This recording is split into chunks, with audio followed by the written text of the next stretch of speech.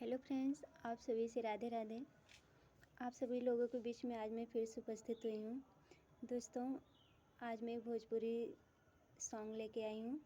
आप लोग को जैसा भी लगे कमेंट करके ज़रूर बताइएगा। मन के संवरिया बन गईला तू, चुपके से